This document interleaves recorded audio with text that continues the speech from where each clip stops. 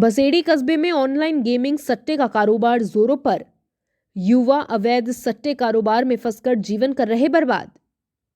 नगरपालिका बसेड़ी चेयरमैन प्रतिनिधि रामदीन कुशवाहा के नेतृत्व में बड़ी संख्या में लोगों ने बसेड़ी एसडीएम कार्यालय पहुंचकर क्षेत्र में अवैध गेमिंग सट्टा कारोबार पर लगाम लगाने की मांग को लेकर उपखंड अधिकारी को ज्ञापन सौंपा।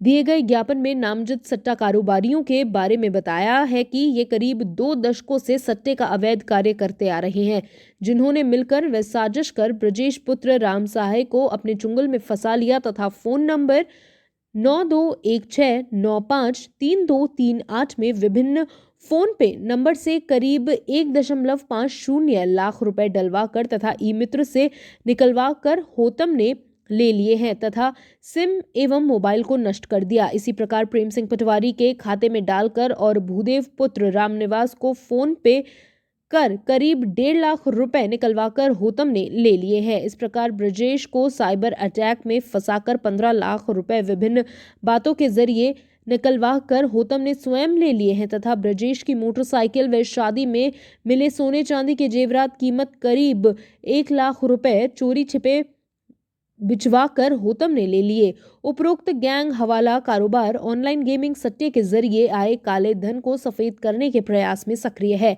ब्रजेश से 15 लाख रुपए भुगतान का स्टाम्प होतम ने लिखवा लिया है।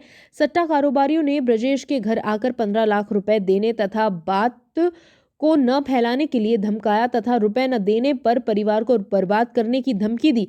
ब्रजेश और उसके पिता राम सहाय मेहनत मजदूरी कर परिवार का पालन पोषण करते हैं। गैंग के द्वारा धमकाए जाने के समय से राम सहाय का परिवार मानसिक रूप से पीड़ित है। राम सहाय ने 11 सितंबर को बसेड़ी थाने में भी उक्त घटना की रिपोर्ट दी थी तथा पुलिस अधीक्षक को भी प्रार्थना पत्र दिया था, लेकिन पुलिस ने सट्टा कारोबारियों के खिलाफ कार्रवाई नहीं करके उल्टे ब्रजेश को थाने में बुलाकर सट्टा कारोबारियों के सामने पिटाई की तथा पाबंद करके छोड़ दिया। रात्रि के समय सट्टा कारोबारी राम सहाय के घर पर पत्थर फेंक कर भयभीत कर रहे हैं, जिससे पूरा परिवार भय के साए में जी रहा है, जिसको लेकर बसेड़ी नगर पालिका चेयरमैन प्रतिनिधि रामदीन कुशवाहा के नेतृत्व में बड़ी संख्या में ग्रामीणों ने उपखंड अधिकारी को ज्ञापन सौंपकर कानूनी कार्रवाई करने की मांग की है। आजकल बसेड़ी और बसेड़ी के गांवों में आसपास ऑनलाइन गेम के जरिए सट्टा कारोबार यहाँ बसेड़ी में फल फूल रहा है और इसके अंतर्गत बसेड़ी के कई नामी गिरामी लोगों के बच्चे, कई हस्तियों के बच्चे, सेठों के बच्चे, सुनारों के बच्चे, अच्छे परिवार के बच्चे इस गेम की लत में आ रहे हैं और इसमें जो काम कर रहे हैं वो बड़े अच्छे तरीके से वो अपना कारोबार चला रहे हैं और प्रशासन को इसको ध्यान देना चाहिए, कारोबारियों की गिरफ्तारी करना चाहिए। एसपी साहब बढ़िया काम कर रहे हैं मगर पुलिस प्रशासन उनके अनुसार काम नहीं कर रहा है, उनकी छवि को खराब कर रहा है। तो हमारी ये मांग है कि सट्टे, जुआ और ऑनलाइन गेमिंग के कारोबार को बंद किया जाए। यहाँ खारे बस्ती में बागता रोड पर राम सहाय के बच्चे के साथ ऐसा ही हुआ है। उसके साथ ऑनलाइन गेम के जरिए उस पर 15 लाख रुपए दिखाकर और कोई जो इसमें लिप्त हैं वो कार्रवाई उसके धमकी दे रहे हैं कि हमें 15 लाख रुपए भुगतान और करो। तो ये बेचारा पूरा परिवार पीड़ित है और इसके साथ पूरी जनता खड़ी है, सभी साथ हैं और इस पर कार्रवाई की जाए। धौलपुर राज्य परियोजना निदेशक राजस्थान स्कूल शिक्षा परिषद जयपुर एवं अतिरिक्त जिला परियोजना समन्वयक समग्र शिक्षा धौलपुर के आदेश की अनुपालना में ब्लॉक स्तर पर किशोरी शैक्षिक उत्सव का आयोजन प्रातः 10 बजे से महाराजा उदयभान सिंह रावमावी इन्फेंट धौलपुर में किया गया। ब्लॉक स्तरीय किशोरी शैक्षिक उत्सव मुख्य ब्लॉक शिक्षा अधिकारी दामोदर लाल मीणा के सानिध्य में संपन्न हुआ। मेले की अध्यक्षता महाराजा उदयभान सिंह इन्फेंट राजकीय उच्च माध्यमिक विद्यालय धौलपुर के प्रधानाचार्य राघवेंद्र शर्मा ने की। विशिष्ट अतिथि के रूप में उप प्राचार्य राजकुमारी गुप्ता, आरपी लोकेंद्र सिंह रहे। पीईओ स्तर पर प्रत्येक जोन में किशोरियों ने अपने कौशल का प्रदर्शन किया। इस अवसर पर गीतम सिंह, अरविंद कुमार, देवेंद्र, रश्मि वर्मा, अंजलि शर्मा, अमर सिंह, भगवत प्रसाद, राजेंद्र कुमार शर्मा, रक्षा कुमारी, कैलाशी प्रसाद सहित अन्य मौजूद थे। अस्पताल संघर्ष समिति के सदस्यों ने पुराने अस्पताल में ओपीडी सेवा को पुनः शुरुआत होने पर मिठाई बांटकर खुशी जाहिर की। आज अस्पताल संघर्ष समिति के सदस्यों ने पुराने अस्पताल में ओपीडी सेवा की फिर से शुरुआत होने पर गहरी खुशी जाहिर की। अस्पताल संघर्ष समिति के सभी सदस्य इस ऐतिहासिक दिन को बड़ी धूमधाम से मनाने के लिए रितेश शर्मा के निवास जगन भवन पर एकत्रित हुए और मिठाई बांटकर अपनी खुशी साझा की। समिति के सदस्यों ने बताया कि रितेश शर्मा के नेतृत्व में लंबे संघर्ष और निरंतर प्रयासों के बाद आखिरकार सरकार और प्रशासन ने पुराने अस्पताल में ओपीडी सेवाओं को फिर से शुरू करने का निर्णय लिया। यह निर्णय मरीजों और स्थानीय लोगों के लिए एक बड़ी राहत साबित हुई, जो पहले से ही स्वास्थ्य सेवाओं की कमी से जूझ रहे थे, और सरकार तथा प्रशासन को धन्यवाद दिया, जिनके प्रयासों से यह संभव हो पाया। रितेश शर्मा ने कहा कि अस्पताल संघर्ष समिति के काफी लंबे समय के प्रयास से आज पुराने अस्पताल में ओपीडी सेवा की पुनः शुरुआत हुई। यह सभी की मेहनत का परिणाम है। इसके बाद सरकार और प्रशासन को धन्यवाद देते हुए कहा कि हमें उम्मीद है कि इसी तरह आगे भी हमारी सिटी हॉस्पिटल की मांग भी पूरी होगी। पूर्व विधायक अब्दुल सगीर खान ने भी पुराने अस्पताल में ओपीडी सेवा को पुनः शुरू करने पर सरकार और प्रशासन को धन्यवाद दिया। इस अवसर पर बॉबी पार्षद, वेद प्रकाश गुप्ता, राम सिंह कोहली, विशंभर दयाल शर्मा, राजेश चड्ढा, दीपक सक्सेना, सुरेंद्र श्रीवास्तव, गौरव गर्ग, अजीम खान, श्यामो पंडित, रिंकू शर्मा, प्रहलाद शर्मा, रघुवीर बघेल आदि लोग मौजूद रहे। और थोड़ा भी दुख भी है। दुख इसलिए है कि हमारा इतना बढ़िया हॉस्पिटल था, वो हमसे काफी दूर चला गया। हालांकि वो भी जरूरी था, पर हमारा मानना ये था कि हर जगह मेडिकल कॉलेज बन रहे हैं, हर जगह हॉस्पिटल बन रहे हैं। करौली की तर्ज पे करौली में सिटी हॉस्पिटल आज भी है, वहां भले ही मेडिकल कॉलेज बन गया है।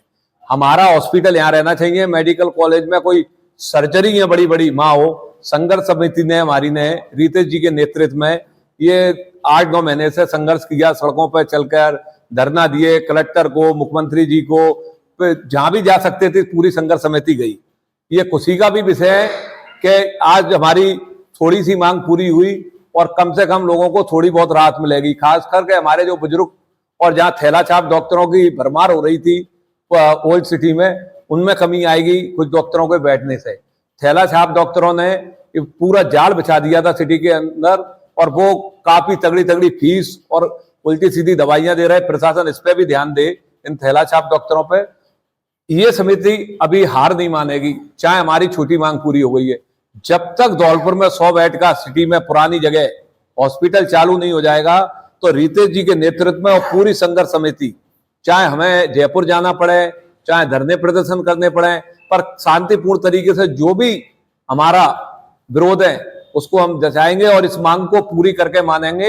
हमारे पास ऐसे ऐसे बुजुर्ग बुद्धिजीवी लोग हैं, जैसे कि गुप्ता जी भाई साहब, इन्हों का जीवन पूरा का पूरा समाज सेवा में निकल गया है।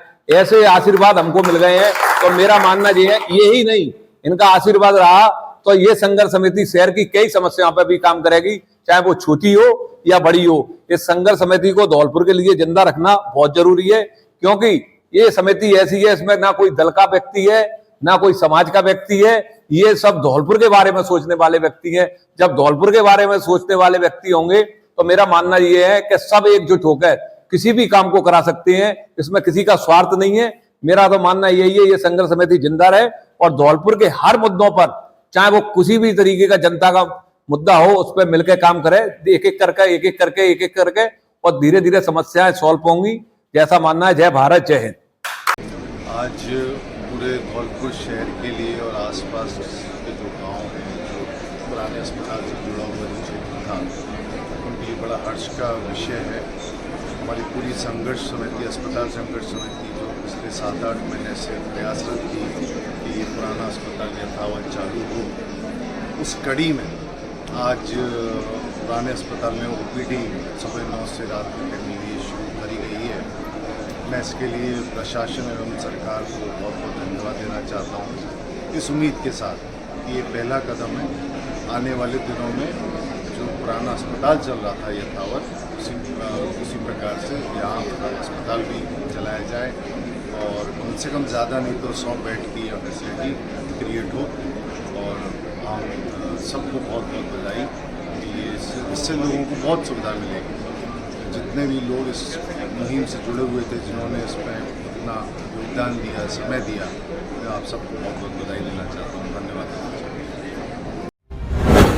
धौलपुर की ट्रैफिक पुलिस रोज नए प्रयोग कर रही है। इस कड़ी में ट्रैफिक पुलिस ने स्कूलों में पहुंचकर स्टूडेंट के साथ ट्रैफिक रूल्स की पालना कराने के लिए समझाइश की है। बिना किसी तय कार्यक्रम के ट्रैफिक पुलिस द्वारा शहर के स्कूलों में पहुंचकर कार्यक्रम आयोजित किया जा रहा है।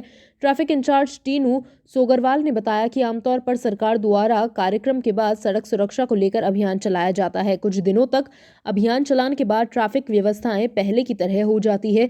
उन्होंने बताया कि इस बार बिना किसी के कार्यक्रम के स्कूलों में पहुंचकर बिना हेलमेट चलने वाले छात्रों के साथ समझाइश की जा रही है। उन्होंने बताया कि स्कूलों में पहुंचने वाले छात्रों को ट्रैफिक रूल्स के बारे में जानकारी देने के लिए अलग से क्लास लगाई जा रही है, जिसमें ट्रैफिक रूल समझाने के बाद छात्र छात्राओं से सवाल जवाब भी किए जा रहे हैं। ट्रैफिक इंचार्ज ने बताया कि सड़क दुर्घटना में कमी लाने के लिए पूर्व में रात के वक्त होने वाली दुर्घटनाओं को देखते हुए आवारा पशुओं को रिफ्लेक्टर बांधने का अभियान चलाया गया था। इसी के साथ ट्रैफिक रूल समझाने के लिए प्रतिदिन अलग अलग स्कूलों में क्लास ली जा रही है, जिसमें छात्रों को ट्रैफिक रूल्स की गहनता से जानकारी दी जा रही है।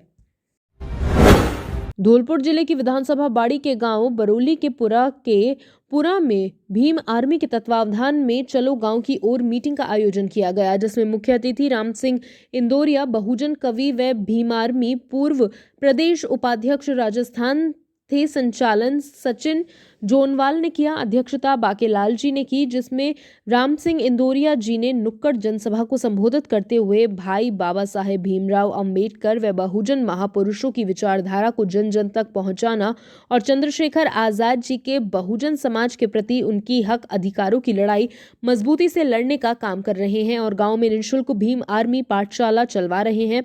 बाबा बांकेलाल और अरुण भाई बच्चों को निःशुल्क पढ़ाने का काम कर रहे हैं। उनका भीम आर्मी टीम के माध्यम से स्वागत करवाया और राम सिंह इंदौरिया जी जिला टीम के साथियों के साथ भीम आर्मी पाठशाला में पढ़ रहे बच्चों से जाकर रूबरू मुलाकात की और बच्चों को निःशुल्क पढ़ाने वाले टीचरों को धन्यवाद दिया, जिसमें मौजूद भीम आर्मी जिला सचिव किशोर कुमार, जिला कार्यकारिणी सदस्य व धौलपुर शहर अध्यक्ष मनोज कुमार मौर्य, सचिन जोनवाल जिला प्रवक्ता और काफी संख्या में कार्यकर्ता पद अधिकारी मौजूद थे, जिसमें गांव के महिला पुरुष नौजवान साथी माता बहनें सैकड़ों की संख्या में मौजूद रही थीं।